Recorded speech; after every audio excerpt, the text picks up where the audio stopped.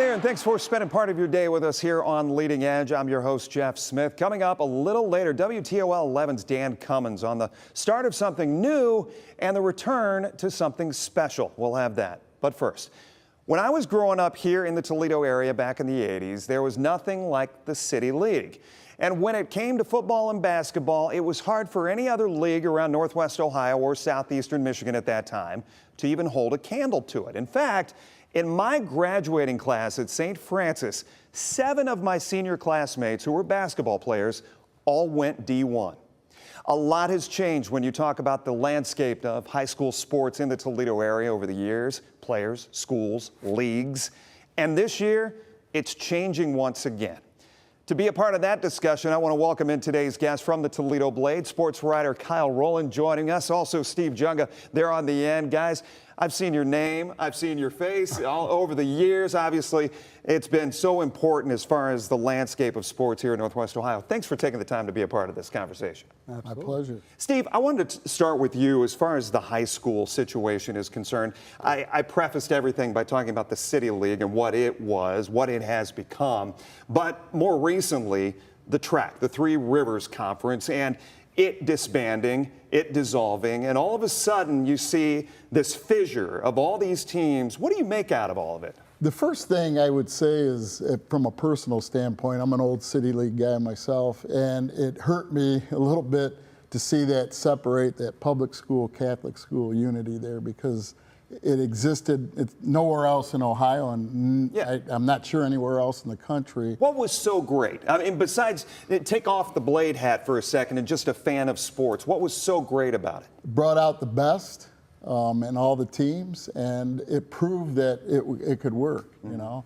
And it did work for many years, and I think the only thing that really, you know, at the end that cut it apart was a money situation, you know. In the early, like 2010, 11 era, the Toledo Public Schools had a major budget deficit, and that wound up with them having to drop some sports, which led some of those schools that weren't TPS to pull out. And unfortunately, you know, or fortunately, it grew into something that became the Three Rivers Athletic Conference, which I'd put it up against any league in the state as far as competition, number of, you know, good, strong state teams in various sports, and now that's gone. Just it seems in the blink of an eye. I want to come back and talk about where where the Catholic schools ended up. Kyle, just from an outsider's perspective, looking at the talent pool that exists, and do you still rank Northwest Ohio up there as far as the state is concerned, or has it fallen off? That's a good question. I mean, I think it goes in waves. I mean, this year in football specifically, I mean, there's some really big-time offensive linemen. You got Ryan Montgomery at Findlay, who's a big-time quarterback, a junior. So I don't know. I think it kind of goes in waves. There's not consistently every year major D1 talent in football and basketball. But, I mean, here and there, there's still some really good players in this area. So let's talk about those Catholic schools. And you talked about the blending of the public and Catholic as it existed at one time. Well, now we're getting a little bit of that. We're breaking away from that as these schools, 5 of them, head north and go to this Detroit conference. And you and I were talking before we came out here, Steve, about the distance that we see these schools from the Toledo area. And you said, and as we look, I wanted to show people there at home, just as we look down the list, distance from Toledo over in the brackets there on the side in the parentheses. But Steve, you were telling me something specific to, there are 33 schools that make up this Detroit area Catholic High School League, but they're not going to play. Our St. John's, our St. Francis, our Central Catholic, Notre Dame, St. Ursula, they're not going to play all of these schools. No, you're only the teams from Toledo are only going to play 4, on the boys' side, 4 schools. And same thing on the girls' side, the bigger schools. So this is in football and basketball? Football, all sports. Yeah.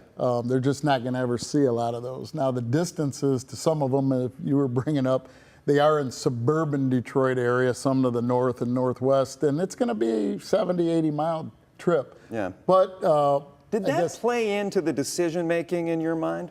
I think it's in a positive way, because if you're going to, your alternative is looking out to find Catholic school programs from Ohio. You're going to Cleveland, you're going to Columbus, Dayton, Cincinnati, all longer trips than that. And you're going to have to reinvent the wheel every year with your schedule.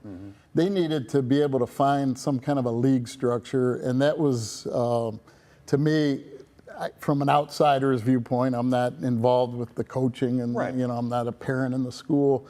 But I think it was the most convenient, and you have good quality programs there. So personally, I think it's an easy fit. Now, if you go inside and ask the schools, I'm not sure they're all on board with that. Yeah. But, they're happy to have had a place to land in. When you also made the comparison to Lima Senior and those teams that had to make that trip year in and year out. Every year, the teams in the track were going down to Lima Senior. You're making trips to Findlay. You're going to Fremont Ross. Not so far for the Fremont thing, but in terms of just a different landscape. Comparing to Detroit, Lima is 70, 80 miles. What about the name recognition? I mean, does that play into it at all? I mean, I think the Detroit League has great name recognition. I mean, you're talking about some of the biggest powerhouse programs in the Midwest in football and basketball. I think it'll be cool to see Central Catholic and St. Francis and in these areas, St. John's, play those schools. They're going to play against some major Division I athletes that are going to be going to the Ohio States and Michigans of the world. So I think that part of it's neat. The other thing I wanted to ask, and we were talking talent pool, Kyle, specific to the NLL, and obviously there's been a lot of focus on what that has become. Once again, taking teams from the track conference, and we see the list of teams as it exists here this year, picking up some of those teams, once again, that were in the track. But you're talking major, once again, you mentioned Findlay and the Montgomery boys, which have come out of there. But, I mean, obviously, BCSN has gone so far as to create an NLL network specific to this league and the strength of it. Yeah, I mean, it's in this area, it's certainly, I mean, the biggest schools, the biggest fan bases, the most passionate. I mean, those communities support all those teams incredibly well. Yeah. And the thing that's nice about it, I mean, the division format, it's fairly even in terms of enrollment and the teams you're playing and whatnot. So, I mean, I think the NLL is, from like kind of top to bottom competitively, I mean, it's one of the better conferences in the state, in my opinion. And when any discussion along these lines with the track and the demise, you have to go back to what caused it. And there were two factors really at play. The NLL had a little bit of an imbalance in terms of the teams at the top growing a lot bigger than the ones that were at the bottom in terms of enrollment. And the competitive balance had fallen off. And I think the people in the NLL were concerned that over time they were going to lose some teams at the bottom end of that. They were going to seek a league that they were more competitive in. So that was going on at the same time, and I think there's always been a viewpoint on the public school side that it's not fair competing against a Catholic school that can draw athletes from all over a community as opposed to one specific school district. Makes sense. Those two factors at the same time is what caused this to happen. And when we come back, stay right there. We've got another segment with these guys coming up, but when we come back from that standpoint, that mentality, I'm wondering why the MAC, why the Big Ten don't do the same kind of thing. I graduated from Indiana, the constant doormat in football season. We want to talk about that a little bit more on the other side. Stay with us. Kyle Rowland and Steve Junga from The Blade joining us here on Leading Edge. Guys, thanks for being here once again. I wanted to switch gears. We talked a lot about high school sports going in, but I want to switch gears, talk about college, and we talked a little bit about the changes in divisions, in leagues as far as high school is concerned. Wondering the same thing, and the question I wanted to ask you, Kyle, you were at the Illinois game. We're taping on Thursday. There's obviously been another UT-BG game since, but the landscape of the MAC. And what we see, what you see playing out. I want you to get out your crystal ball, and we're not going to figure out everything here today on Leading Edge, but Toledo has, let me ask it this way, has Toledo supplanted itself as a premier school of student athletes as far as the MAC is concerned? Is it the premier school? Yeah, that is a really good question. Almost. I think would be the answer. I mean, they've done well across. And we're not just talking football. Yeah, I want to put that out there too. I mean, they've done well in all the sports. I think 2 straight years now they've won the All-Sport trophy in the MAC. They still need to kind of get to the upper echelon continually. Like a Boise. Win that Illinois game. Yeah, like a Boise State or some of these other schools in basketball, make the NCAA tournament, maybe even upset a team in the NCAA tournament. I think you have to do those kind of things on a consistent basis to really be considered the But top dog. how many years does it need to happen straight? Yeah, I mean, Right? that's a good question. Because we've seen those blips with Northern Illinois will have a Exactly. good football Yeah. season. Akron will have a good soccer season, be #1 in the country. Yeah, I mean, I think like Northern's a great example. I mean, they've made the MAC title game, I want to say like 8 times in the last 13 years or something. It's a huge number. They've won it 3 or 4 times. They made a BCS Bowl. Western Michigan went to the Cotton Bowl a few years back. So you have to do something like that captures like the nation's attention to be considered the top dog. But I think Toledo's there. I think they can get there. High hopes for football, men's basketball, and women's basketball this year. Does the MAC need to expand? Does it need to do anything? Does it need to send a few teams on their way? Like I said, the Big Ten might be looking to do. I'm not saying that, I'm not breaking news right there, but I'm just saying, should they?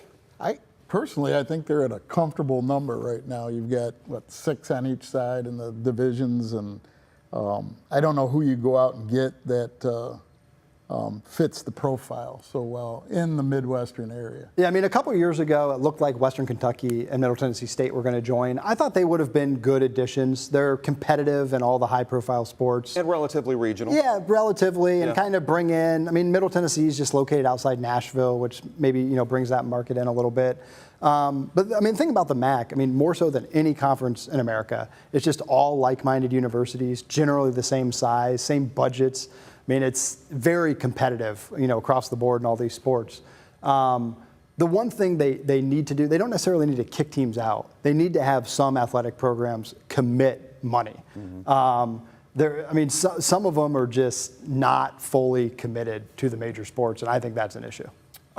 Is there a need, though, for teams to be, we talked about Notre Dame as the example for that one hanging chad that's out there as far as the Big Ten is concerned, and the fact that they don't feel they need to do anything because they're in the perfect situation. I think the AD said a couple of weeks ago, he said, until we lose that TV contract, we don't need to worry about anything. Let's switch gears to the Big Ten, going out west, grabbing these schools. And you said divisions go away next year? Yeah. What does that do to the landscape? Yeah, What does that do for teams like my Hoosiers? Yeah.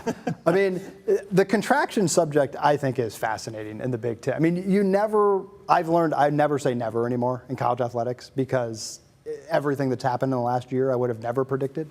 I mean, there's so much money involved now. And obviously, Ohio State, Michigan, Penn State, USC, all these programs bring so much to the Big Ten. Like, does there become a point where they say, sorry, Indiana, sorry, Purdue, the SEC, sorry, Mississippi State?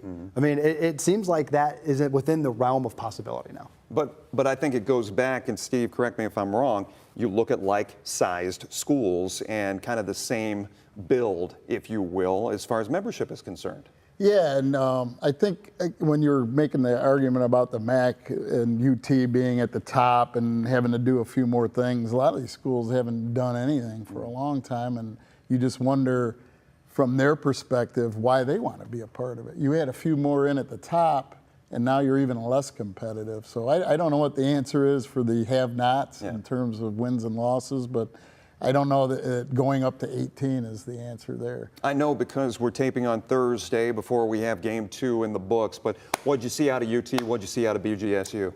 Yeah, I mean, UT looked as good as you could with a loss, I would say. That 4th down play, 4th and 4 at the end of the game, they did everything on that play. Terrence Taylor's right there at the quarterback. Chris McDonald guarding the receiver, and somehow they dropped the pass in. But I think you got to be pretty happy if you're Toledo. They seem to be a pretty complete team. They had a lot of hype coming into the season. I think they'll probably largely live up to that this year. But nationally, that's a game to win. Exactly. As far as you just gotta win one of them eventually. They almost beat Notre Dame a few years ago. They almost beat Illinois, but you just got to get it done. Yeah, I like think the Duke game. Just here's a basketball school beating Clemson. Yeah, the other thing about, you were talking about the play and how well defended. The other thing I thought stood out from UT's perspective was they were up 12, and then they were down 8 or 9, and you think, well, they're dead now. But they came back from that to take the lead, and I was really impressed with that. On that last play, I don't know how you cover a receiver any tighter than, I mean, he was literally inside and the guy just made a play. And the Falcons. I mean, it was a weird game. They lose 34-24, and they threw 5 interceptions. So it's like, is it really bad? Like, oh my gosh, 5 interceptions, including 3 consecutive passes? Or, hey, like, you went to Liberty, good program, and you only lost by 10. So I don't know. You can look at it either way. The problem, they just haven't had a consistently good quarterback the whole time Scott Loeffler's been there. And they just got to find a quarterback, especially in the MAC. I think it's a big quarterback-driven league. Bazelak was hampered by a line or lack of a line in Indiana. And now I'm hearing the same thing. The line was not there. I think Coach Loeffler even said, we didn't protect him. A couple of the interceptions were on our quarterbacks, but for the most part, the protection wasn't there. Yeah, I mean, it makes it hard if you can't block. You saw that with your alma mater last week. I mean, They were harassing the Ohio State quarterback because the offensive line wasn't too good. So, yeah, I mean, it's cliche or whatever, but, I mean, in football, it comes down to the line play. Yeah. And that's one of the reasons why Toledo had so much success last week, because their line stood up really well against Illinois. Well, you can read their stuff each and every week in the Toledo Blade. Once again, thanks to Kyle and Steve for spending some time with us. Good luck. Have a great rest of your fall season, guys. Thank you. We appreciate Thanks, it. Absolutely. Stay right there. We've got more to come. Dan Cummins joining me here on Leading Edge right after this. Well, a big thank you to Kyle Rowland and also Steve Junga for spending some time with us talking about the fall sports season and the changes, the landscape.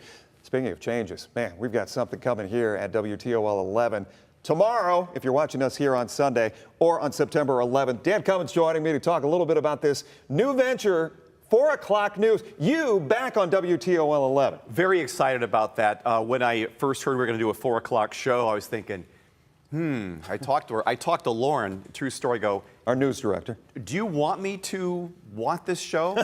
She said, I really do. Like, well, I would love to do it then. I'm very excited about it. In fact, as we've gotten more into planning it and now we've been rehearsing it every day to get the hang of the whole rhythm of it, I'm more excited about this than I have been in a long, long time about something I'm doing at the station. Starting Big Board Friday off in 1993, that's taken, that's been 30 years now with that.